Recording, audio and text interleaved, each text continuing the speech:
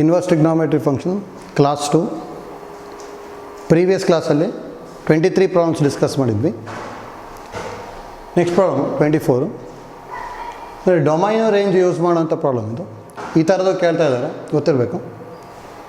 Sign inverse of x is equal to 2 into sine inverse of a then ಅಂತ ಕೇಳಿದ್ದಾರೆ, ಹೌದಾ?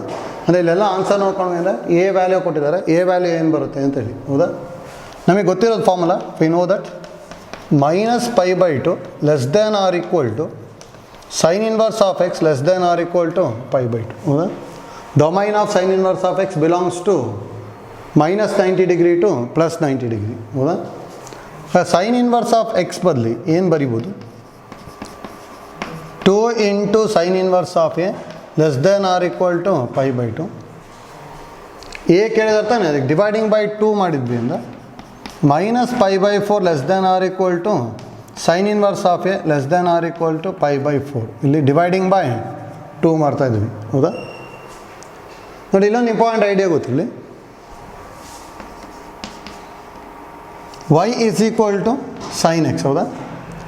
-π/4 to π/4 value increase ಆಗ್ತಾ ಹೋಗುತ್ತೆ. ಅಂದರೆ ಸೈನ್ ಆಫ್ -π/4 ಅಂದರೆ -1/√2, ಸೈನ್ ಆಫ್ +π/4 ಅಂದರೆ 1/√2, -1/√2 ಇಂದ 0 ಇಂದ 1/√2 ಇನ್ಕ್ರೀಸ್ ಆಗ್ತಾ ಹೋಗುತ್ತಾನೆ. ಅಂದರೆ ಸೈನ್ ಎಕ್ಸ್ ಈಸ್ ಏನಾಗಿರುತ್ತೆ ನಮಗೆ increasing function in the interval -π/4 to π/4. Increasing function ಇತ್ತು ಅಂದರೆ ಡೈರೆಕ್ಟಾಗಿ ಸೈನ್ನ ಅಪ್ಲೈ ಮಾಡಿದಾಗ ಇನ್ಈಕ್ವಾಲಿಟಿ ರಿಮೈನ್ಸ್ ಸೇಮ್. ಈ function is decreasing, inequality get reversed ಅಂತ ಹೇಳ್ತೀವಿ. ಹಾಗಾದ್ರೆ ಇಲ್ಲಿ ಇನ್ಕ್ರೀಸಿಂಗ್ ಫಂಕ್ಷನ್ ಡೈರೆಕ್ಟಾಗಿ ಸೈನ್ ಅಪ್ಲೈ ಮಾಡಿದೆ ಅಂದರೆ sine of -π/4 less than or equal to sine of sine inverse a less than or equal to sine of π/4. Sine of -π/4 lies in 4th quadrant. Value of sine of -π/4 is -1/√2 less than or equal to sine of sine inverse of a is a less than or equal to sine π/4 ಅಂದರೆ value 1/√2. -1/√2 less than or equal to a less than or equal to 1/√2. ಇನ್ನೊಂದು important ಹೇಳಿದ್ವಿ, if mod x less than or equal to a, that implies -a less than or equal to x less than or equal to a ಅಂತ ಹೇಳಿದ್ವಿ. ಹಾಗಾದ್ರೆ ಇವೆರಡು compare ಮಾಡ್ಕೊಂಡ್ರೆ that implies ಇದನ್ನ ಹೇಗೆ ಬರಿಬೋದು? mod a less than or equal to 1/√2 ಬರಿಬೋದು. ಅಂದರೆ ಆಪ್ಷನ್ 2 ಬರುತ್ತೆ ನೋಡಿ. ಅಥವಾ ಈ ಥರನೂ ಕೊಡ್ಬೋದು, -1/√2 less than or equal to a less than or equal to 1/√2 ಅಂತ ಆದರೂ ಕೊಡ್ಬೋದು. mod x less than or equal to 1/√2 ಅಂತಲೇ ಹೇಳ್ಬೋದು, ಹೌದಾ? ನೋಡಿ, ಇಂಪಾರ್ಟೆಂಟ್ ನಮಗೆ ಈ ಐಡಿಯಾ ಗೊತ್ತಿರಬೇಕು. -π/4 less than or equal sine inverse of a less than or equal to π/4. ಈ ಇಂಟರ್ವಲಲ್ಲಿ sine function is increasing, therefore inequality remains same. ಏನಾದ್ರು ಡಿಕ್ರೀಸಿಂಗ್ ಇತ್ತು ಅಂದರೆ ಇನ್ಈಕ್ವಾಲಿಟಿ ಗೆಟ್ ರಿವರ್ಸ್. ಆ ಐಡಿಯಾ ಗೊತ್ತಿರಬೇಕು. Next problem number 25.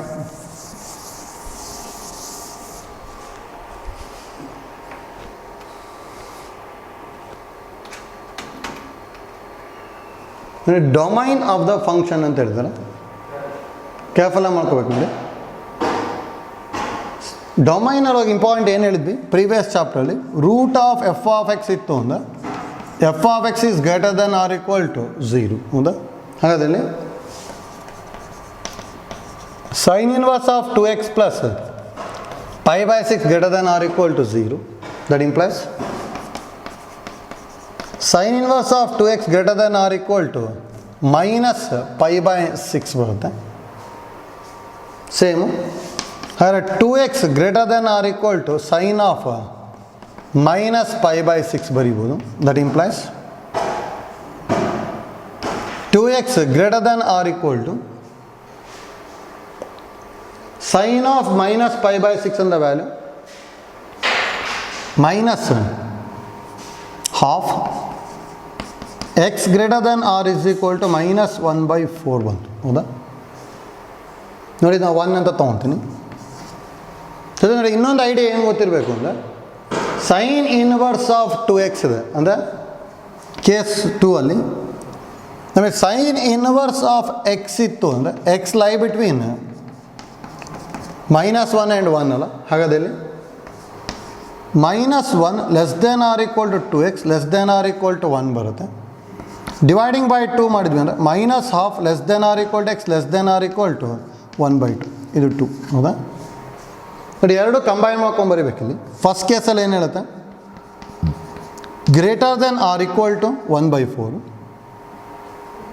ನೆಕ್ಸ್ಟ್ ಕೇಸಲ್ಲಿ 1/4 ಅಂದರೆ -0.25, ಇದು -0.5 ತಾನೆ, ಮೈನಸ್ ಹಾಫ್ ಇಂದ ಹಾಫ್. ಅದು ನೋಡಿ ಎರಡರಲ್ಲೂ ಕಾಮನ್ ಇರಬೇಕು ಅಂದರೆ ಇಲ್ಲಿ ಏನು ಬರೀಬೋದು, therefore x belongs to closed interval -1/4 to closed interval 1/2 ಹೌದಾ. ಅಂದರೆ ಫಸ್ಟ್ ಒಂದು ಬರುತ್ತೆ ಅಷ್ಟೇ, ಆಯ್ತಲ್ಲ. ನೋಡಿ ಒಂದಂತೂ ರೂಟಿಂದ ಐಡಿಯಾ ಯೂಸ್ ಮಾಡಿದ್ವಿ. ರೂಟ್ ಇತ್ತು ಅಂದರೆ f of x is greater than or equal to 0, ಅದನ್ನು ಯೂಸ್ ಮಾಡ್ತಾ ಇದ್ದೀನಿ. ಎರಡನೇ ಐಡಿಯಾ ಸೈನ್ ಇನ್ವರ್ಸ್ ಡಿಫೈನ್ ಆಗಬೇಕು ಅಂದರೆ ಈ ವ್ಯಾಲ್ಯೂ ಎಲ್ಲಿಂದ ಎಲ್ಲಿ ತನಕ ಇರಬೇಕು ನಮಗೆ, -1 ಟು +1, ಅದನ್ನು ಯೂಸ್ ಮಾಡ್ತಾ ಇದ್ದೀವಿ. ಎರಡು ಯೂಸ್ ಮಾಡ್ಕೊಂಡಾಗ ಎಕ್ಸ್ ಬಿಲಾಂಗ್ಸ್ ಟು -1/4 ಟು 1/2 ಬಂತು ಹೌದಾ. Next problem number 26.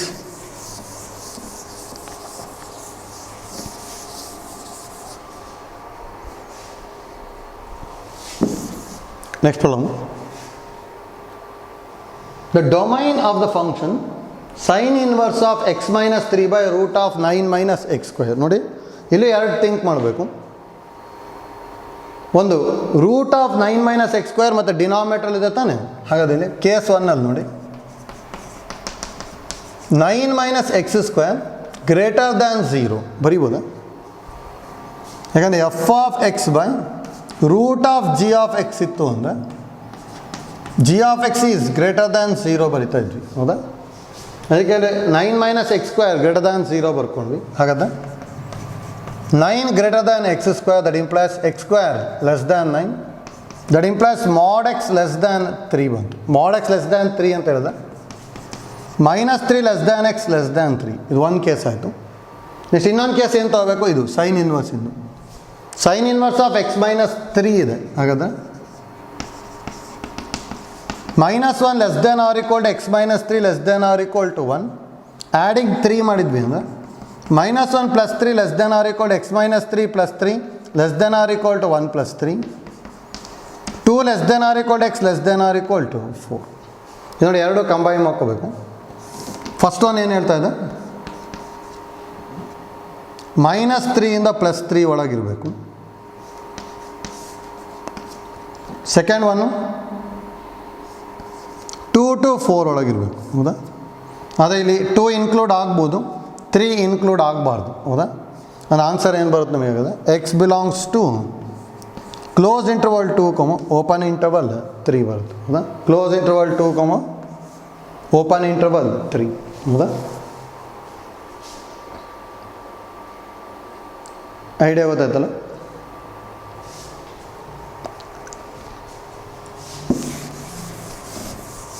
ನೋಡಿ ಇನ್ವರ್ಸು ನೋಡ್ಕೋಬೇಕು ಮತ್ತು ಪ್ರೀವಿಯಸ್ ಚಾಪ್ಟ್ರಲ್ಲಿ ಮಾಡ್ಕೊಂಡ್ವಲ್ಲ ಫಂಕ್ಷನ್ಸಲ್ಲಿ ಆ ಐಡಿಯಾನು ನೋಡಬೇಕು. ಎರಡು ಯೂಸ್ ಮಾಡಿಕೊಂಡು ಸಿಂಪ್ಲಿಫೈ ಮಾಡ್ತಾ ಇದ್ವಿ ಹೌದಾ. Next problem number 27. Sine inverse of log base two x/2 ಹೌದಾ. ನೋಡಿ ಇಲ್ಲೂ ಕ್ಯಾಫಲ ಮಾಡ್ಕೊತೀವಿ, sine inverse of log base two x/2 ಹೌದಾ. ನೋಡಿ ಇಲ್ಲಿ ಇಂಪಾರ್ಟೆಂಟ್ ನಮಗೆ ಏನು ಗೊತ್ತಿರಬೇಕು, ಸೈನ್ ಇನ್ವರ್ಸ್ ಇದೆ ಅಂದರೆ ಇದು ವ್ಯಾಲ್ಯೂ ಎಲ್ಲಿಂದ ಎಲ್ಲಿ ತನಕ ಇರುತ್ತೆ. -1 less than or equal to log base two x/2 less than or equal to 1. ನೋಡಿ ಇಲ್ಲಿ log a base b is equal to x ಇತ್ತು ಅಂದರೆ ಹೇಗೆ ಬರಿತೀವಿ ಅಂದರೆ a is equal to b power x ಬರಿತೀವಿ ಹೌದಾ.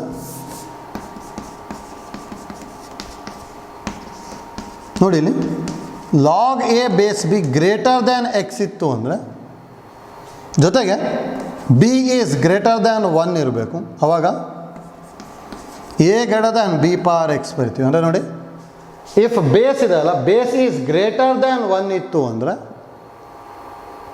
Then inequality remains same. If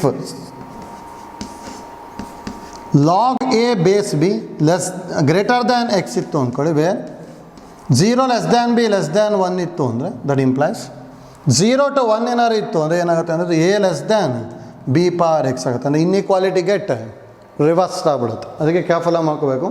ಹಾಗಾದ್ರೆ ಇಲ್ಲಿಗ 2 ಇದೆ, 2 ಅಂದರೆ ಗ್ರೇಟರ್ ದ್ಯಾನ್ 1 ಅಲ್ಲ, ಇನ್ಇಕ್ವಾಲಿಟಿ ರಿಮೈನ್ಸ್ ಸೇಮ್. ಹಾಗಾದ್ರೆ direct 2 power -1 less than or equal to x by two less than or equal to 2 power 1 ಅಂದರೆ 2 power minus 1 less than or equal to x by two less than or equal to 2 power 1 ಈ ಥರ b power x ಬರ್ಕೊಂಡಾಗ a ಬರಿತೀವಲ್ಲ ಆ idea use ಮಾಡ್ತಾ ಇದ್ವಿ. 2 power minus 1 value 1 by two less than or equal to x by two less than or equal to 2 multiply by 2 ಮಾಡಿದೆ ಅಂದರೆ 1 less than or equal to x less than or equal to 4 ಬರುತ್ತೆ. ಹೌದಾ? ಅಂದರೆ 1 less than or equal to x less than or equal to 4 option 2 ಬರುತ್ತೆ. ಹೌದಾ? ನೋಡಿ careful ಮಾಡ್ಕೋಬೇಕು, ಇದು ಗೊತ್ತಿರಬೇಕು. If b is greater than 1 inequality remains same. If b is less than 1 then inequality get reversed. ಲಾಗಿಂದ ಐಡಿಯಾ ಗೊತ್ತಿರಲಿ, use ಆಗ್ತದೆ. ಹೌದಾ? ಅಂದರೆ ಆಪ್ಷನ್ 2 ಬರ್ತದೆ ಇದಕ್ಕೆ.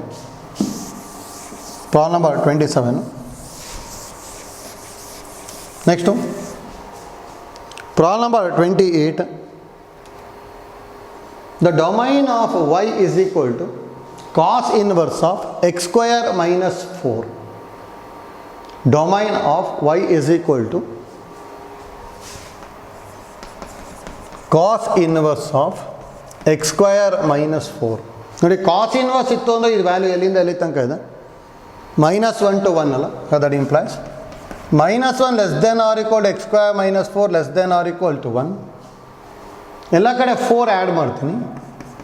-1 plus 4 less than or equal to x square minus 4 plus 4 less than or equal to 1 plus 4. ಹಾಗಾದ್ರೆ -1 plus 4 ಅಂದರೆ 2 3 less than or equal to x square less than or equal to 5. ನೋಡಿ ಇಲ್ಲಿ 2 case ತೊಗೊಂಡ್ಬಿಟ್ಟು ಕೇರ್ಫುಲ್ಲಾಗಿ ಮಾಡ್ಕೋಬೇಕು.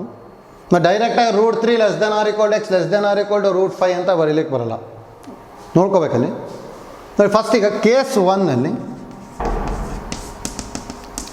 X square less than or equal to 5 ಅಂತ ಹೇಳಿದ್ರೆ mod x less than or equal to √5 ಬಂತು. mod x less than or equal to √5 value minus √5 less than or equal to x less than or equal to √5. Case 2ಅಲ್ಲಿ X square greater than or equal to 3 ಬರುತ್ತೆ. ಅಂದರೆ mod x greater than or equal to √3. mod x greater than or equal to √3 ಅಂದರೆ x greater than or equal to √3 or x less than or equal to minus √3. ಅಂದರೆ ನೋಡಿ √5 value ಇಲ್ಲಿ ಬರುತ್ತೆ, ಇಲ್ಲಿ √3 ಇದೆ, ಇದು 0, ಇದು ಮೈನಸ್ √3, ಇದು ಮೈನಸ್ √5. ಹೌದಾ? √3 ಅಂದರೆ 1.7 ಸಮಥಿಂಗು, √5 ಅಂದರೆ 2 ಪಾಯಿಂಟ್ ಸಮಥಿಂಗ್ ಬರುತ್ತೆ. ಹೌದಾ? ಅದಕ್ಕೆ 1.7 ಆದಮೇಲೆ 2.7 -1.7 ಮೈನಸ್ 2.7. ನೋಡಿ ಫಸ್ಟ್ ಕಂಡೀಷನ್ ಏನು ಹೇಳುತ್ತೆ? ವ್ಯಾಲ್ಯೂ ಇಷ್ಟರೊಳಗಿರಬೇಕು. ಸೆಕೆಂಡ್ ಕಂಡೀಷನ್ ಏನು ಹೇಳುತ್ತೆ? √3ಕ್ಕಿಂತ ಜಾಸ್ತಿ ಇರ್ಬೋದು ಅಥವಾ -√3ಕ್ಕಿಂತ ಕಮ್ಮಿ ಇರ್ಬೋದು. ಹಾಗಾದ್ರೆ ಎರಡು ಕಂಬೈನ್ ಮಾಡ್ಕೊಂಡೆ ಅದು ಏನೇನು ಬರ್ತದೆ? X belongs to closed interval -√5, -√3 union close interval √3, √5. ಇಷ್ಟು ಬರುತ್ತೆ. ಹೌದಾ? ಅಂದರೆ -√5, -√3 ಯೂನಿಯನ್ √5, √3, √5. ನೋಡಿ √3, √5 ಆಗಬೇಕಿನ್ನು. √3, √5 ಮಾಡ್ಕೊಳ್ಳಿ. ಆಪ್ಷನ್ 4 ಬರುತ್ತೆ. ಐಡಿಯಾ ಗೊತ್ತಾಯ್ತಲ್ಲ ಹೇಗೆ ಮಾಡ್ಕೊತಾ ಇದ್ವಿ ಅಂತೇಳಿ? ಈಸಿ ಇದೆ.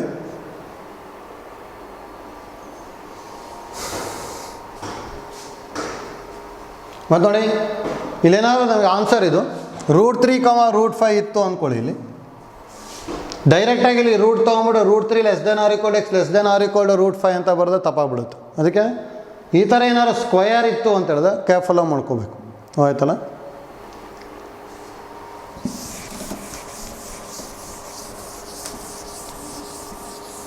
Next problem.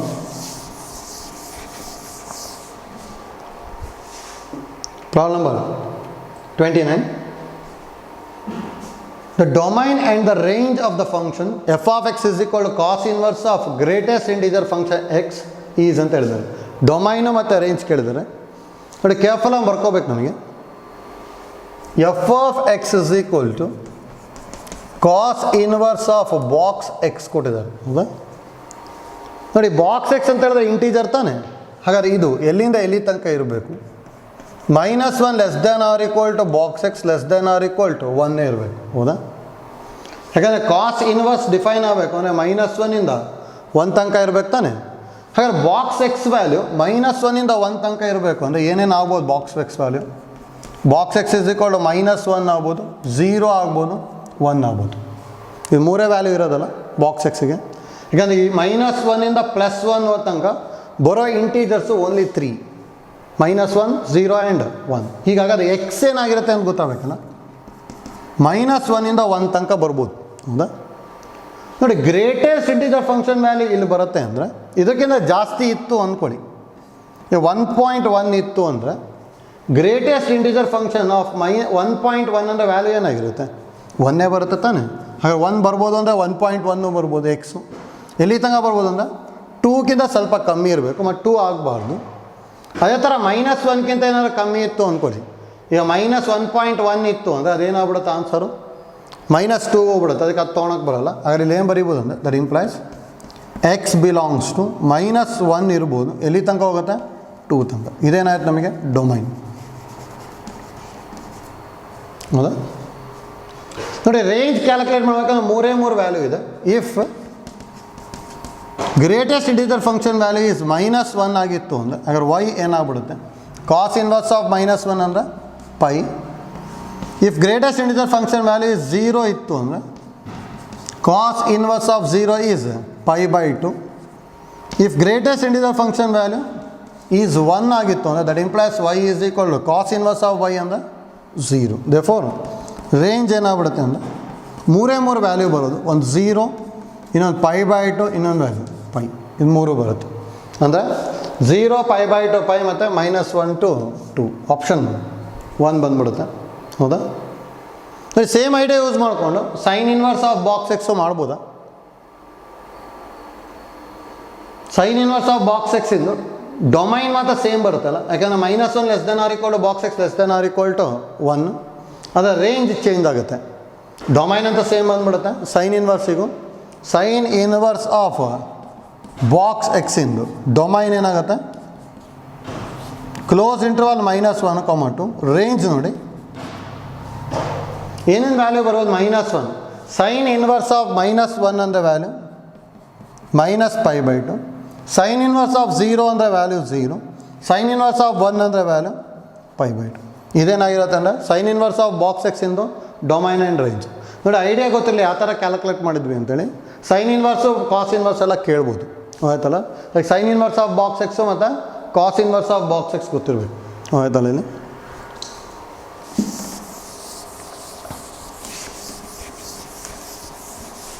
Next problem number 30.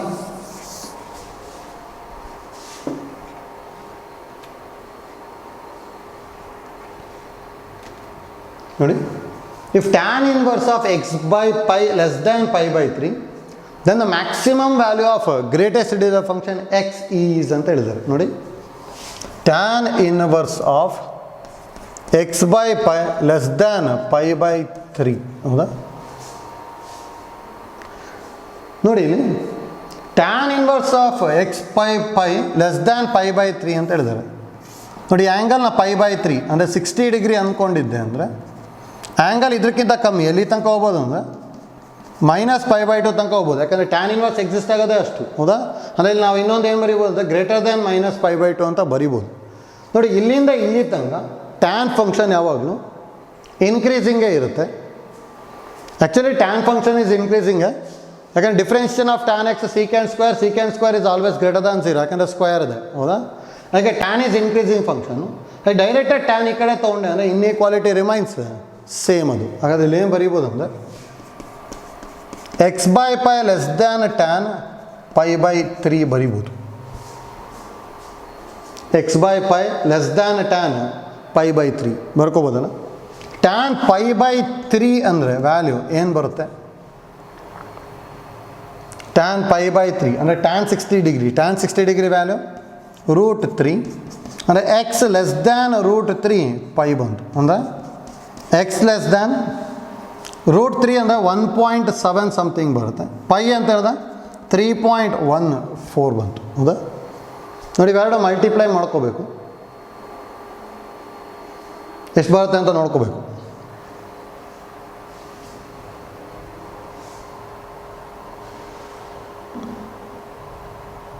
ನೋಡಿ ಅಪ್ರಾಕ್ಸಿಮೇಟ್ಲಿ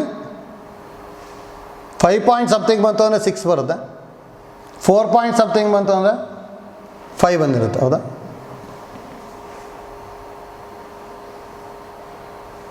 ನೋಡಿ 5 ಪಾಯಿಂಟ್ ಸಮಥಿಂಗ್ ಬರುತ್ತೆ. ಹಾಗಾದರೆ 5 ಪಾಯಿಂಟ್ ಸಮಥಿಂಗ್ ಬರುತ್ತೆ ಅನ್ನೋದು ವ್ಯಾಲ್ಯೂ. ಹಾಗಾದರೆ ಗ್ರೇಟೆಸ್ಟ್ ಇಂಟಿಜರ್ ಫಂಕ್ಷನ್. ಹೌದಾ? ಯಾಕಂದ್ರೆ 17 3 51 ಆಗ್ಬಿಡುತ್ತೆ. ಹೌದಾ?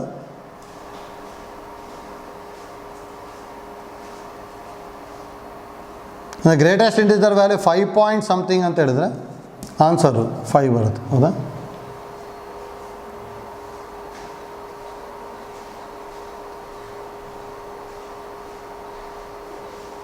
ಅಂದರೆ ಆಪ್ಷನ್ ಥರ್ಡ್ ಒಂದು ಬರುತ್ತೆ. 6 ಪಾಯಿಂಟ್ ಸಮಥಿಂಗ್ ಬಂದಿತ್ತು ಅಂದರೆ 6 ಬರ್ತಿತ್ತು. ಹೌದಾ? ನೋಡಿ ಇಂಪಾರ್ಟೆಂಟ್ ನಮಗೆ ಟ್ಯಾನ್ ಇನ್ವರ್ಸ್ ಈ ಕಡೆ ಬಂತು ಅಂದರೆ ಟ್ಯಾನ್ π/3. ಟ್ಯಾನ್ π/3 ವ್ಯಾಲ್ಯೂ ಏನಾಗಿದೆ? √3π. ಹೌದಾ? √3π ಅಂತ ಹೇಳಿದ್ರೆ ಚೆಕ್ ಮಾಡಬೇಕು. 5 ಪಾಯಿಂಟ್ ಸಮಥಿಂಗ್ ಬರುತ್ತೆ ಅಂದ್ಕೊಂಡಿದ್ವಿ. 5 ಪಾಯಿಂಟ್ ಸಮಥಿಂಗ್ ಬಂತು ಅಂದರೆ ಆನ್ಸರ್ ಏನಾಗಿರುತ್ತೆ ಅಂದರೆ ನಮಗೆ 5 point something greatest integer function ಇತ್ತು ಅಂದರೆ 5 ಬಂದ್ಬಿಡುತ್ತೆ. ಇದು ವ್ಯಾಲ್ಯೂ ಏನಾದರೂ 6 ಪಾಯಿಂಟ್ ಸಮಥಿಂಗ್ ಬಂದಿತ್ತು ಅಂದರೆ 6 ಬರ್ತದೆ. ಅದು ನೋಡ್ಕೊಳ್ಳಿ ಅದನ್ನ. ಆಯ್ತಲ್ಲ? ಅದು ಇಂಪಾರ್ಟೆಂಟ್ ನೋಡಿ. ಟ್ಯಾನ್ ಇದೆ, tan is A increasing function, ಅದಕ್ಕೆ ಡೈರೆಕ್ಟಾಗಿ ಬರ್ಕೊಂಡಿದ್ವಿ. ಹೌದಾ? ಏನೋ ಇದೇ ಪ್ರಾಬ್ಲಮಲ್ಲಿ ಕಾಟ್ ಇನ್ವರ್ಸ್ ಇತ್ತು ಅಂತೇಳಿದ್ರೆ ಕಾಟ್ ಏನಾದ್ರು ಈ ಕಡೆ ಬಂದಾಗ ಮತ್ತು ಲೆಸ್ ದ್ಯಾನ್ ಬರೆದ್ರೆ ತಪ್ಪಾಗ್ಬಿಡುತ್ತೆ. ಯಾಕಂದರೆ ಕಾಟ್ ಡಿಕ್ರೀಸಿಂಗ್ ಫಂಕ್ಷನ್. ಅದು cot in differentiation minus cosecant square. Minus cosecant square ಅಂದರೆ ಯಾವಾಗಲೂ ನೆಗೆಟಿವ್ ಬರುತ್ತೆ. ಮೈನಸ್ ಇಂಟು ಪಾಸಿಟಿವ್ ಅಂದರೆ ನೆಗೆಟಿವ್. ಹೌದಾ? ಹಾಗೆ ಕಾಟ್ ಇಸ್ ಡಿಕ್ರೀಸಿಂಗ್ ಫಂಕ್ಷನ್ ಇತ್ತು ಅಂದರೆ ಇನ್ಇಕ್ವಾಲಿಟಿ ಗೆಟ್ ರಿವರ್ಸ್ ಆಗ್ಬಿಡುತ್ತೆ. ಅದಕ್ಕೆ ಕೇರ್ಫುಲ್ ಆಗಿ ಬರೀಬೇಕು. ಟ್ಯಾನ್ ಇದೆ, tan is increasing function, therefore inequality remains same. ಹೌದಾ? Next problem number 31.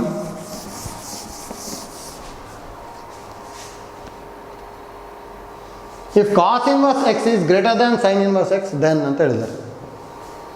Cos inverse x is greater than sin inverse x. ನೋಡಿ ಇಲ್ಲಿ ಈ ಡೈರೆಕ್ಟಾಗಿ ಸಿಂಪ್ಲಿಫೈ ಮಾಡ್ಲಿಕ್ಕೆ ಬರೋಲ್ಲ. ಇದು ಡಯಾಗ್ರಾಮ್ ಬರ್ಕೊಂಬಿಟ್ಟು ಟ್ರೈ ಮಾಡಬೇಕು. ನೋಡ್ಕೊಳ್ಳಿ ಯಾವ ಥರ ಮಾಡ್ಕೊತೀವಿ ಅಂತೇಳಿ.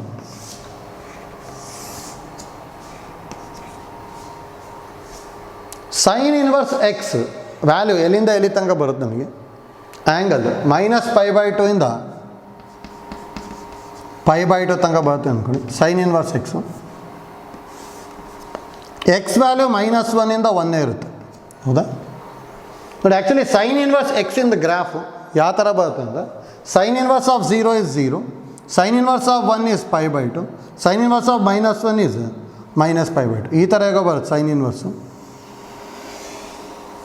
ಇದು y is equal to sine inverse x ಇದು. ಹೌದಾ? ನೆಕ್ಸ್ಟ್ ನೋಡಿ ಕಾಸ್ ಇನ್ವರ್ಸ್ 0 ಇಂದ π ತನಕ ಬರುತ್ತೆ. Cos inverse of 0 value π/2. ಹೌದಾ? ಕಾಸ್ ಇನ್ವರ್ಸ್ ಆಫ್ -1 ಅಂದರೆ π, ಕಾಸ್ ಇನ್ವರ್ಸ್ ಆಫ್ 1 ಅಂತ ಹೇಳಿದ್ರೆ 0. ಹೌದಾ? ಅಂದರೆ ಈ ಥರ ಹೇಗೋ ಬರ್ತದೆ.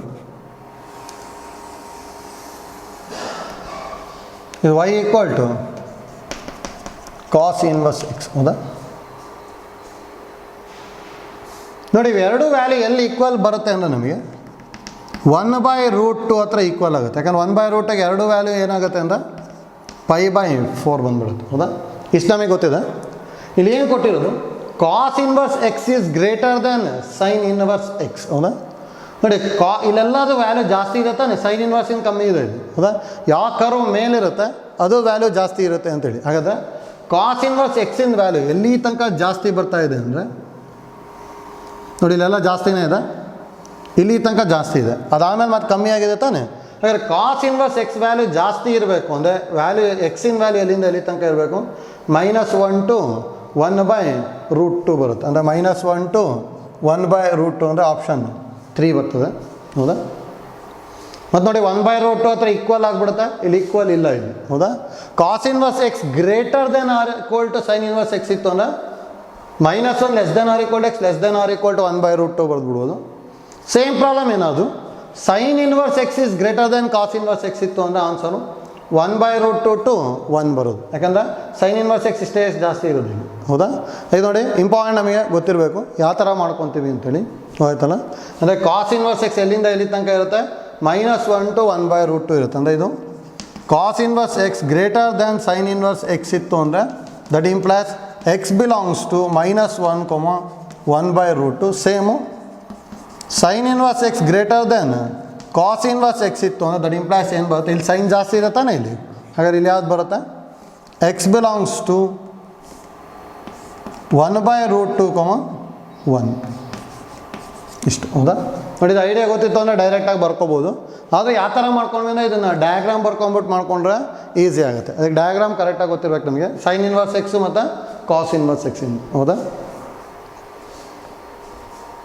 Next problem 32. Problem number 32.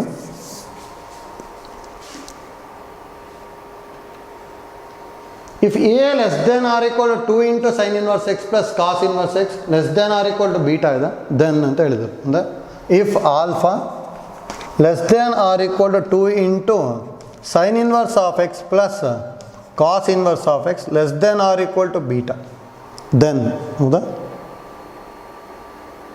ನೋಡಿ, ನಮಗೆ ಗೊತ್ತಿರೋ ರಿಸಲ್ಟಿಗೆ ಚೇಂಜ್ ಮಾಡಬೇಕಿದನ್ನು. That implies alpha less than or equal to 2 into sine inverse of x ಅಂದರೆ sine inverse of x plus sine inverse of x plus cos inverse of x less than or equal to beta. That implies alpha less than or equal to sine inverse of x plus cos inverse of x ಅಂದರೆ sine inverse of x plus π/2 less than or equal to beta. ನೋಡಿ, -π/2 ಬರ್ಕೊಂಡೆ ಅಂದರೆ alpha -π/2 less than or equal to sine inverse of x less than or equal to beta -π/2. ಎಲ್ಲ ಕಡೆ -π/2 ಬರಿತಾ ಇದ್ದೀನಿ. ಹೌದಾ? ಇಷ್ಟು ಬಂತು. ನೆಕ್ಸ್ಟ್ ವಿ ನೋ ದಟ್ ನಮಗೆ ಗೊತ್ತಿರೋ result -π/2 less than or equal to sine inverse x less than or equal to π/2. ಹಾಗಾದ್ರೆ ಎರಡು ಕಂಪೇರ್ ಮಾಡಿದರೆ ಏನು ಬರಿಬೋದು ನಾವು? Therefore alpha -π/2 is equal to -π/2 and beta -π/2 is equal to π/2. ಎರಡು ಕಡೆ -π/2 ಕ್ಯಾನ್ಸಲ್ ಆಗಿ alpha equal to 0 and beta is equal to π/2 plus π/2 ಬರುತ್ತೆ. That implies alpha equal to 0 and beta is equal to π ಬರುತ್ತೆ. ಹೌದಾ? ಅಂದರೆ alpha equal to 0 and beta is equal to π. ನೋಡಿ, ಈ ಥರದ CET ಕೇಳ್ತಾ ಇದ್ದಾರೆ, ಐಡಿಯಾ ಗೊತ್ತಿರಬೇಕು. ಇಂಪಾರ್ಟೆಂಟ್ ನಮಗೆ ಇಲ್ಲಿ ಏನು ಕೊಟ್ಟಿರ್ತಾರಲ್ಲ ಅದನ್ನು ಸ್ಪ್ಲಿಟ್ ಮಾಡ್ಕೋಬೇಕು ಕರೆಕ್ಟಾಗಿ. ಅಂದರೆ 2 into ಸೈನ್ ಇನ್ವರ್ಸ್ ಆಫ್ ಎಕ್ಸ್ನ sine inverse x plus sine inverse x split ಮಾಡಿದ್ವಿ. ನೆಕ್ಸ್ಟ್ ನಮಗೆ ಗೊತ್ತಿರೋ ರಿಸಲ್ಟ್ ಯೂಸ್ ಮಾಡಿಕೊಂಡು ನೆಕ್ಸ್ಟ್ ಸಿಂಪ್ಲಿಫೈ ಮಾಡೋದು. ಅಂದರೆ ಇಲ್ಲಿ ಏನೇ ಕೊಟ್ಟಿದ್ರು ಅದನ್ನ ಒಂದು ಇನ್ವರ್ಸ್ ಟ್ರಿಗ್ನೋಮೆಟ್ರಿ ಫಂಕ್ಷನಿಗೆ ಚೇಂಜ್ ಮಾಡ್ಕೊಳ್ಳಿ. ನೆಕ್ಸ್ಟ್ ಸಿಂಪ್ಲಿಫೈ ಮಾಡ್ಕೊಂಡ್ಬಿಟ್ವಿ ಅಂದರೆ ಡೈರೆಕ್ಟಾಗಿ ಬರುತ್ತೆ. ಹೋಯ್ತಲ್ಲ ಇದು?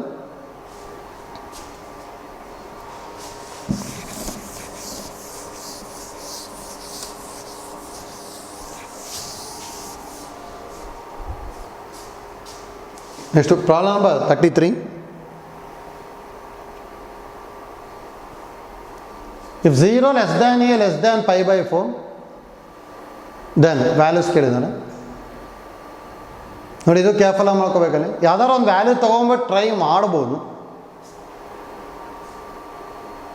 ಅಥವಾ cot a into cot cube a ಏನಾಗುತ್ತೆ ಚೆಕ್ ಮಾಡಬೇಕು. ಅವಾಗೂ ಬರುತ್ತೆ, ನೋಡ್ಕೊಳ್ಳಿ. 0 less than a less than π/4 ಇದು ಗಿವನ್. ಇದು ನಾವು tan inverse of 1/2 into tan 2a plus tan inverse of cot a plus tan inverse of cot cube a. ನೋಡಿ, ಈಗ cot a into cot cube a value ಏನಾಗುತ್ತೆ check ಮಾಡ್ಕೊತೀನಿ ನಾವು.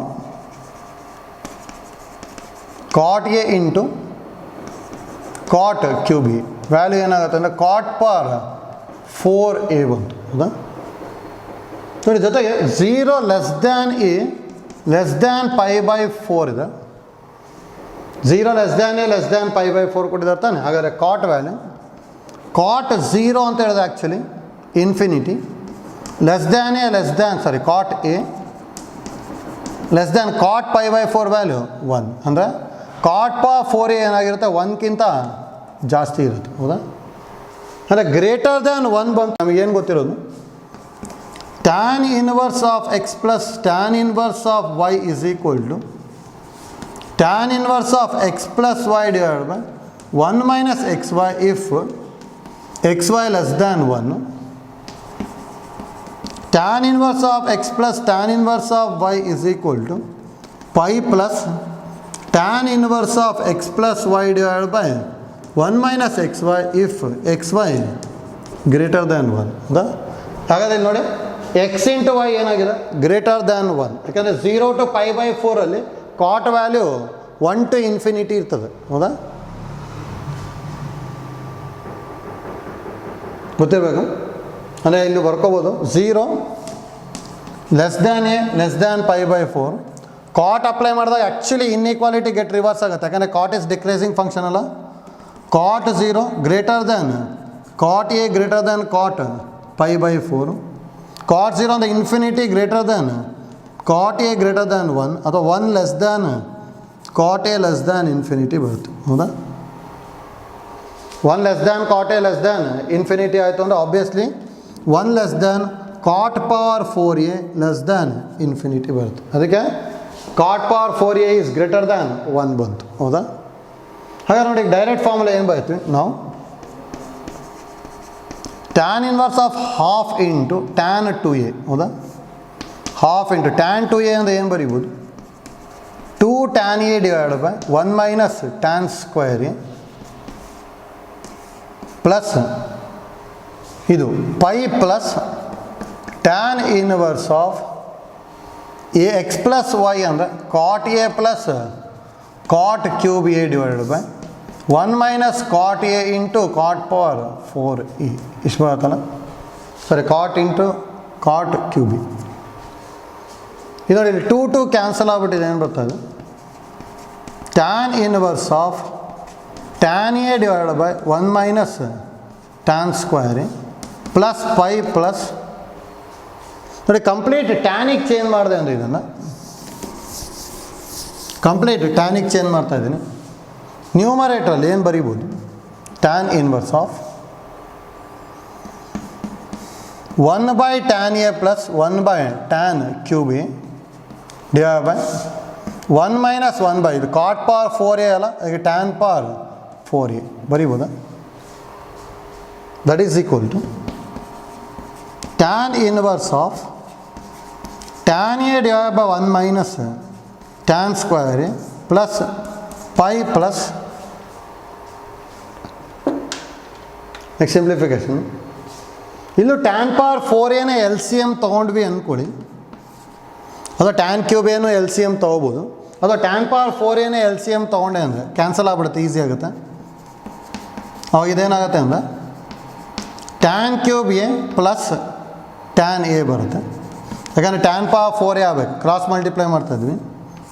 ಇಲ್ಲೂ tan power 4a L C M ತೊಗೊಂಡೆ ಅಂದರೆ tan power 4a minus 1 ಬಂತು. Tan power 4a tan power 4a cancel ಆಯಿತು. ನೋಡಿ ಇದನ್ನು ಯಾವ ಥರ ಸಿಂಪ್ಲಿಫೈ ಮಾಡ್ತೀವಿ ಅಂದರೆ tan inverse of tan a divide by 1 minus tan square plus pi plus tan inverse of ನ್ಯೂಮರೇಟ್ರಲ್ಲಿ ಟ್ಯಾನ್ ಎ ಕಾಮನ್ ತೊಗೊಂಡೆ ಅಂದರೆ ಇದು ಟ್ಯಾನ್ ಸ್ಕ್ವೇರ್ ಎ ಪ್ಲಸ್ 1 ಬರುತ್ತಲ್ಲ. ಡಿನಾಮಿನೇಟರ್ ನೋಡಿ ಇದು ಹೋಲ್ ಸ್ಕ್ವೇರ್ ಅಂದ್ಕೊಂಡೆ ಅಂದರೆ 1 ಸ್ಕ್ವೇರ್ ಅಂದರೆ 1 ತಾನೆ, ಇದನ್ನು a square minus b square ಥರ ಇದೆ ಅಂದ್ಕೊಂಡು a minus b into a plus b ಬರಿಬೋದಲ್ಲ. ಅಂದರೆ tan square a minus 1 into tan square a plus 1 ಬರಿಬೋದಾ? ಅಂದರೆ tan square a whole square ಅಂದರೆ tan power 4a minus 1 square ಅಂದರೆ 1 ಬಂದ್ಬಿಡುತ್ತೆ, ಹೌದಾ? ನೋಡಿ ಇವೆರಡು ಕ್ಯಾನ್ಸಲ್ ಆಯಿತು. That equal to tan inverse of tan a divide by 1 minus tan square a plus pi. ನೋಡಿ ಇದನ್ನು ಸೇಮ್ ಟೈಪ್ ಮಾಡಬೇಕು ಅಂತೇಳಿ ಇದನ್ನು 1 ಮೈನಸ್ ಟ್ಯಾನ್ ಸ್ಕ್ವೇರ್ ಎ ಮಾಡಬೇಕು ಅಂದರೆ ಮೈನಸ್ ಕಾಮನ್ ತೆಗಿತೀನಿ. Tan inverse of minus x ಅಂದರೆ minus tan inverse of x ತಾನೆ, ಹಾಗಾದ್ರೆ ಮೈನಸ್ ಕಂಪ್ಲೀಟ್ ಹೊರಗೆ ಬರುತ್ತಲ್ಲ, ಹಾಗಾದ್ರೆ ಇಲ್ಲಿ ಮೈನಸ್ ಕಾಮನ್ ತೆಗಿತೀನಿ. ಮೈನಸ್ ಇಂಟು ಪ್ಲಸ್ ಏನಾಗುತ್ತೆ minus tan inverse of tan a divided by 1 minus tan square a ಬರುತ್ತೆ. ಹೌದಾ, ಡೈರೆಕ್ಟಾಗಿ ಇದು ಕ್ಯಾನ್ಸಲ್ ಆಯಿತು. ಹಾಗಾದ್ರೆ ಆನ್ಸರ್ ಏನು ಬರ್ತಾ ಇದೆ? ಪೈ ಬರುತ್ತೆ. ಅಂದರೆ ಸೆಕೆಂಡ್ ಒಂದು ಬರುತ್ತೆ ನೋಡಿ. ಇಲ್ಲಿ ಇದು ಗೊತ್ತಾಗಬೇಕಿದು, ಕಾಟ್ ಡಿಕ್ರೀಸಿಂಗ್ ಫಂಕ್ಷನ್, ಅದಕ್ಕೆ ಇನ್ಇಕ್ವಾಲಿಟಿ ಗೆಟ್ ರಿವರ್ಸ್. ಹೌದಾ, 0 to π/4 ಅಂದರೆ ಕಾಟ್ ವ್ಯಾಲ್ಯೂ 1 to ಇನ್ಫಿನಿಟಿ ಬರುತ್ತೆ. ದೇರ್ಫೋರ್ ಗ್ರೇಟರ್ ದ್ಯಾನ್ 1 ಆಯಿತು. ಗ್ರೇಟರ್ ದ್ಯಾನ್ 1 ಆಗಿದ್ದಕ್ಕೆ ಪೈ ಪ್ಲಸ್ ಬರ್ಕೊಂಡಿದ್ವಿ ನೋಡಿ. ಮತ್ತೆ ಇದು ಬರೀಲಿಲ್ದಾಗೆ tan inverse of x plus tan inverse of y ಡೈರೆಕ್ಟಾಗಿ ಯೂಸ್ ಮಾಡ್ಕೊಂಡು ಹೋದ್ವಿ ಅಂದರೆ ಲಾಸ್ಟಿಗೆ ಎಲ್ಲ ಕ್ಯಾನ್ಸಲ್ ಆಗ್ಬಿಟ್ಟು 0 ಬಂದುಬಿಡ್ತದೆ. ಅದಕ್ಕೆ ಕೇರ್ಫುಲ್ಲಾಗಿ ಬರೀಬೇಕು ನಾವಲ್ಲಿ. ಎಕ್ಸ್ ವೈ ಗ್ರೇಟರ್ ದ್ಯಾನ್ 1 ಬರುತ್ತೆ. ಗ್ರೇಟರ್ ದ್ಯಾನ್ 1 ಬರುತ್ತೆ ಅಂದರೆ ಆನ್ಸರ್ ಏನು ಬರಬೇಕು ನಮಗೆ? ಅಲ್ಲಿ ಪೈ ಪ್ಲಸ್ ತೊಗೊಂಬಿಟ್ಟೆ ಸಿಂಪ್ಲಿಫೈ ಮಾಡಬೇಕು. ಆಯ್ತಲ್ಲ, ಸೆಕೆಂಡ್ ಒಂದು ಬರುತ್ತೆ ಆನ್ಸರು 33ಗೆ.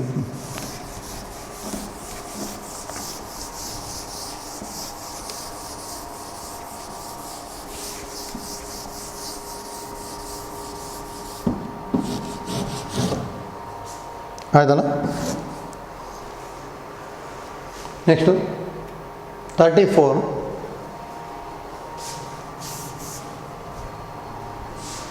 ನೋಡಿ, if tan inverse of 1/1 + 2 plus tan inverse of 1/1 + 2 × 3 plus tan inverse of 1/1 + 3 × 4 up to ಇಲ್ಲಿ ತನಕ ಕೊಟ್ಟಿದ್ದಾರೆ. ಹೌದಾ ನೋಡಿ, ಈ ಥರ ಪ್ರಾಬ್ಲಮ್ ಯಾವಾಗಲೂ nth ಟರ್ಮ್ನ ಸ್ಪ್ಲಿಟ್ ಮಾಡಬೇಕು ನೋಡಿ.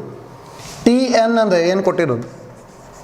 nth term tan inverse of 1/1 + n × n + 1 ಬರಿಬೋದಾ ನೋಡಿ. ನ್ಯೂಮರೇಟರ್ನ ಈಗ ಬರಿಬೋದಾ? Tan inverse of 1 n + 1 minus n divided by 1 + n × n + 1 ಬರಿಬೋತಾನೆ ನೋಡಿ. Plus n minus n cancel ಆಗ್ಬಿಟ್ಟು 1 ಬಂದ್ಬಿಡುತ್ತೆ. ಅಂದರೆ tan inverse of x - y divided by 1 + x × y ಫಾರ್ಮೆಟಲ್ಲಿ ಇದೆ ಅಲ್ಲ. ಹಾಗಾದ್ರೆ ಇಲ್ಲಿ TN ಏನಾಗ್ಬಿಡುತ್ತೆ? ಟ್ಯಾನ್ ಇನ್ವರ್ಸ್ ಆಫ್ ಇದು x - y divided by 1 + xy ಥರ ಇದೆ. ಅದಕ್ಕೆ tan inverse of x minus tan inverse of y ಬರಿಬೋದಲ್ಲ ನೋಡಿ. ನಮಗಿದು ಸಮ್ ಅಪ್ ಟು n ಟರ್ಮ್ಸ್ನ ಏನು ಕೊಟ್ಟಿರೋದು ಅಂದರೆ ಟ್ಯಾನ್ ಇನ್ವರ್ಸ್ ಆಫ್ ಥೀಟಾ ಅಂತ ಕೊಟ್ಬಿಟ್ಟಿದ್ದಾರೆ. ಹೌದಾ, ಅಂದರೆ ಇಲ್ಲಿ ಸಮ್ ಅಪ್ ಟು n ಟರ್ಮ್ಸ್ನ SN ಅಂದ್ಕೊಂಡೆ ಅಂದರೆ SNನ ಏನು ಕೊಟ್ಟಿರೋದು ನಮಗೆ? ಟ್ಯಾನ್ ಇನ್ವರ್ಸ್ ಆಫ್ ಥೀಟಾ ಅಂತ ಕೊಟ್ಟಿದ್ದಾರೆ. ಹೌದಾ, ಹಾಗೆ ನೋಡಿ ಇಲ್ಲಿ SN ಕಂಡುಹಿಡಿಬೇಕು ಅಂದರೆ ಸಮ್ ಆಫ್ ಆಲ್ ಟರ್ಮ್ಸ್ ತಾನೆ.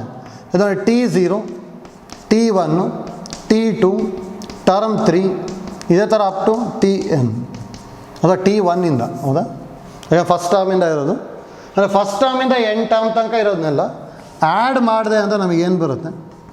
SN ಬರುತ್ತಲ್ಲ. ಹಾಗಾದರೆ T1 ಅಂದರೆ ಪುಟ್ n = 1 ಅವಾಗ ಇದೇನು ಬರುತ್ತೆ? Tan inverse of 2 minus tan inverse of 1 ಬಂತು. ಇಫ್ n = 2 ಅಂದ್ರೆ tan inverse of 3 minus tan inverse of 2.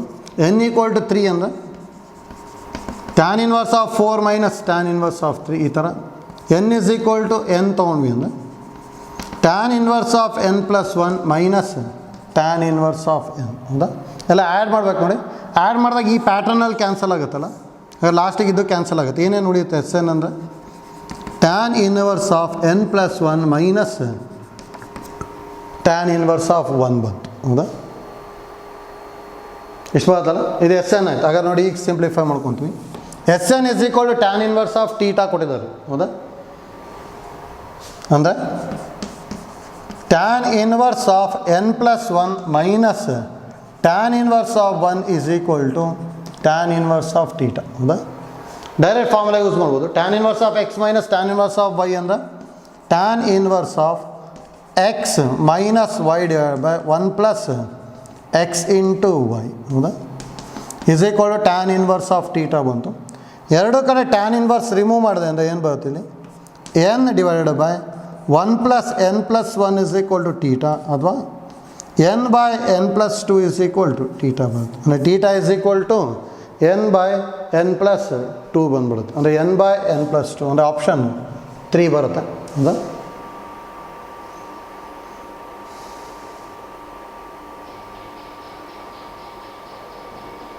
ನೋಡಿ ಒಂದೊಂದು ಜನರಲ್ ಮೆಥಡಲ್ಲಿ ಮಾಡಿದ್ವಿ, ಐಡಿಯಾ ಗೊತ್ತಿರಲಿ ಅಂತೇಳಿ. ಯಾಕಂದರೆ ಜನರಲ್ ಮೆಥಡ್ ಐಡಿಯಾ ಯಾವಾಗ ಗೊತ್ತಿರಬೇಕು ಅಂದರೆ ಇಲ್ಲಿ ಅಪ್ ಟು n ಟರ್ಮ್ಸ್ ಕೊಟ್ಟಿದ್ದಾರೆ, answer in terms of n ಇದೆ, ಈಸಿಯಾಗಿ ಮಾಡಿಬಿಡ್ತೀವಿ. ಅಪ್ ಟು ಇನ್ಫೈನೈಟ್ ಇತ್ತು ಅಂದರೆ ಅವಾಗ ಇದು ಗೊತ್ತಿರಲೇಬೇಕಿದು. ಯಾಕಂದ್ರೆ ಅಪ್ ಟು ಇನ್ಫೈನೈಟ್ ಇತ್ತು ಅಂದರೆ ಲಿಮಿಟ್ n → ∞ ಮಾಡ್ಕೋಬೇಕು. ಅವಾಗ S ∞ ಏನು ಬರುತ್ತೋ ಅದನ್ನು ಚೆಕ್ ಮಾಡಬೇಕು. ಅಂದರೆ ಈಗ ಎಸ್ ಇನ್ಫಿನಿಟಿ ಅಂದರೆ limit n tends to infinity tan inverse of n plus 1 minus tan inverse of 1. If n tends to infinity ಇದನ್ನು n plus 1 tends to infinity, tan inverse of infinity ಅಂದರೆ π/2 ಬರುತ್ತೆ. π/2 minus π/4 ಆಗ್ಬಿಟ್ಟು answer π/4 ಅಂದರೆ S infinity π/4 ಬರುತ್ತೆ. ಈಗ ಆ ಐಡಿಯಾನೂ ಗೊತ್ತಿರಲಿ. ಅದಕ್ಕೆ ನೋಡಿ, ಈ ಥರ ಪ್ರಾಬ್ಲಮ್ ಸಿಂಪ್ಲಿಫೈ ಮಾಡಬೇಕು ಅಂದರೆ ನಮಗೆ ಐಡಿಯಾ ಗೊತ್ತಿರಲೇಬೇಕು. ಇದಕ್ಕೆ ಬೇಕಾದ್ರೆ ಶಾರ್ಟ್ಕಟ್ ಯೂಸ್ ಮಾಡ್ಬೋದು. ಅಂದರೆ ಯಾವ ಥರ ಅಂತ ಹೇಳಿದ್ರೆ, n=1 ತೊಗೊಂಡೆ ಅಂದರೆ ಫಸ್ಟ್ ಟರ್ಮ್ ಅಂತ. n=1 ತೊಗೊಂಡೆ ಅಂದರೆ ಈ ವ್ಯಾಲ್ಯೂ ಏನಾಗುತ್ತೆ, 1/3 ಆಗುತ್ತೆ. ಅಂದರೆ θ = 1/3 ಆಗಿಬಿಡುತ್ತೆ. ಹೌದಾ? ಅಂದರೆ n-ಗೆ 1 ತೊಗೊಂಡಾಗ 1/3 ಬರಬೇಕು. ಇದು n-ಗೆ 1 ತೊಗೊಂಡಾಗ ಇದು ವ್ಯಾಲ್ಯೂ ಏನಾಗುತ್ತೆ, 1/2 ಬರುತ್ತೆ. ಅದಕ್ಕೆ ಇದಂತೂ ಅಲ್ಲ. n-ಗೆ 1 ತೊಗೊಂಡೆ ಅಂದರೆ 2/3 ಆಗಿಬಿಡುತ್ತೆ. ಇದು ನಮಗೆ 1/3 ಬರಬೇಕು, ಇದು ಅಲ್ಲ. n-ಗೆ 1 ತೊಗೊಂಡೆ ಅಂದರೆ ಇದೇನಾಗುತ್ತೆ, ಇದು 1/3 ಬರುತ್ತೆ. ಇದು n-ಗೆ 1 ತೊಗೊಂಡೆ ಅಂದರೆ 0 ಬರುತ್ತೆ, ಇದು ಅಲ್ಲ. ಅದಕ್ಕೆ ಒಂದೇ ಒಂದು ಆನ್ಸರ್ ಸ್ಯಾಟಿಸ್ಫೈ ಆಗೋದಲ್ಲ, ಡೈರೆಕ್ಟಾಗಿ ಥರ್ಡ್ ಒನ್ ಬರಿಬೋದು. ಹೌದಾ? ಆದರೆ ಈ ಐಡಿಯಾ ಯೂಸ್ ಮಾಡಬೇಕು ಅಂದರೆ ಅಪ್ ಟು n ಟರ್ಮ್ಸ್ ಕೊಟ್ಟರೆ ಮಾತ್ರ ಈ ಐಡಿಯಾ ಯೂಸ್ ಮಾಡ್ಬೋದು. ಅದಕ್ಕಿಂತ ಏನಾದ್ರು ಜಾಸ್ತಿ ಇತ್ತು ಅಂದರೆ ಅಪ್ ಟು ಇನ್ಫಿನಿಟಿ ತನಕ ಇತ್ತು ಅಂದರೆ ಇದನ್ನೇ ಯೂಸ್ ಮಾಡಬೇಕಾಗುತ್ತೆ. ಅದಕ್ಕೆ ಈ ಐಡಿಯಾನೂ ಗೊತ್ತಿರಲಿ, ಮತ್ತೇನಾದ್ರು n ಟರ್ಮ್ಸ್ ಕೊಟ್ಟಿದ್ದು ಅಂದರೆ ಡೈರೆಕ್ಟಾಗಿ ಮಾಡ್ಕೊಳೋದು ಗೊತ್ತಿರಲಿ. n-ಗೆ 1, 2 ಅಂತ ತೊಗೊಂಬಿಟ್ಟು ಟ್ರೈ ಮಾಡ್ಬೋದು. ಆಯ್ತಲ್ಲ? ಇಲ್ಲಿ n-ಗೆ 1 ತೊಗೊಂಡೆ ಅಂದರೆ ಫಸ್ಟ್ ಟರ್ಮು, ಮತ್ತು n-ಗೆ 2 ತೊಗೊಂಡ್ವಿ ಅಂದರೆ ಸಮ್ ಆಫ್ 2 ಟರ್ಮ್ಸ್ ತೊಗೋಬೇಕು. ಮತ್ತು ಬರೀ ಸೆಕೆಂಡ್ ಟರ್ಮ್ ತೊಗೊಂಬಿಟ್ಟು 1/7 ಅಂತ ಹೇಳಿದ್ರೆ ತಪ್ಪಾಗ್ಬಿಡುತ್ತೆ. ಆ ಥರ ಅಲ್ಲ. ಇಲ್ಲಿ n-ಗೆ 2 ತೊಗೊಂಡ್ವಿ ಅಂದರೆ tan inverse of 1/3 plus tan inverse of 1/7 ಅದು ಸಮ್ ಏನಾಗುತ್ತೆ ಅಂತ ಚೆಕ್ ಮಾಡಿಕೊಂಡು ನೆಕ್ಸ್ಟ್ ಸಿಂಪ್ಲಿಫೈ ಮಾಡಬೇಕಾಗುತ್ತೆ. ಆಯ್ತಾ? ಇಲ್ಲಿ ಹಾಗೆ ಐಡಿಯಾ ಗೊತ್ತಿರಲಿ ನಿಮಗೆ. ಇದು ಪ್ರಾಬ್ಲಮ್ ಡಿಫ್ರೆಂಟ್ ಅದ, ಗೊತ್ತಿರಬೇಕು.